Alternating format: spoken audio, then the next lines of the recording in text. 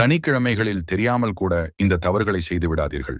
பொதுவாக சனிக்கிழமை நாள் என்பது பெருமாளுக்கும் ஆஞ்சநேயருக்கும் உகந்த நாளாகும். இதோடு நவகிரக அதிபதியான சனி பகவானுக்கு ஏற்ற நாள். இந்த நாளில் தெரியாமல் கூட இந்த தவறுகளை செய்யாமல் இருப்பது நல்லது.